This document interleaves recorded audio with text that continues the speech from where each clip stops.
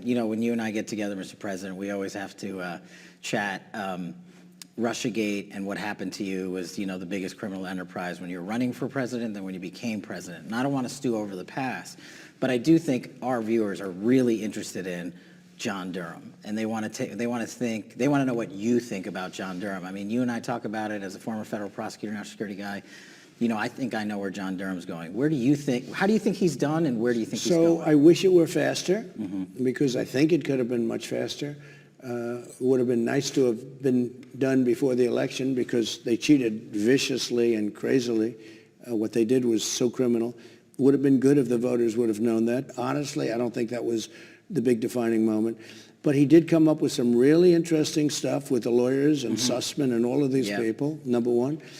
And I hear there's a lot coming. So I think the jury is out. We're going to see what happens. But what he's doing is one of the most important jobs being done right now in America. What do you say to the American people that every time I'm on TV or every time, you know, you do a rally, I'm sure you see it on a much greater level than I ever will, sir, that, you know, where's John Durham, where's John Durham? Do you have faith in him? And do you, I tell people he's on the right path. It takes time. That's right. You've said that. That makes me feel good, too, because you know a lot about that. But I will say that he came out with that initial statement and report, and it was big.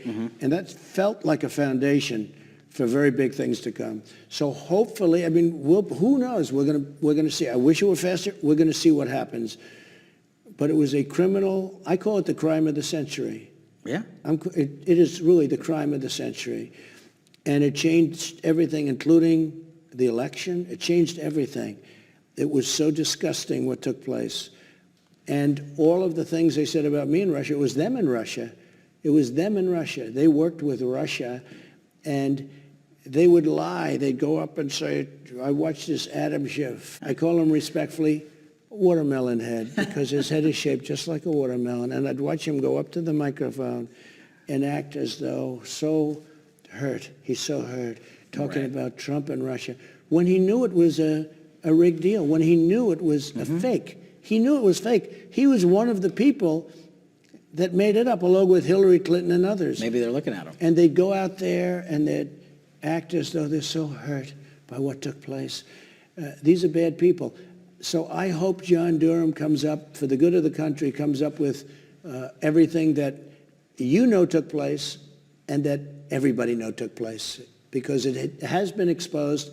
It would be really nice to have it fully exposed. So we'll see what happens. I will give you a really good answer, hopefully, in a year from now.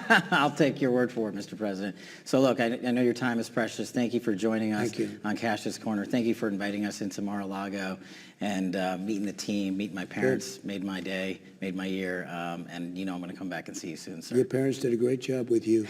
Have a good time. Thank you very much. Appreciate it. Thank you. Thanks, Mr. President. That's good.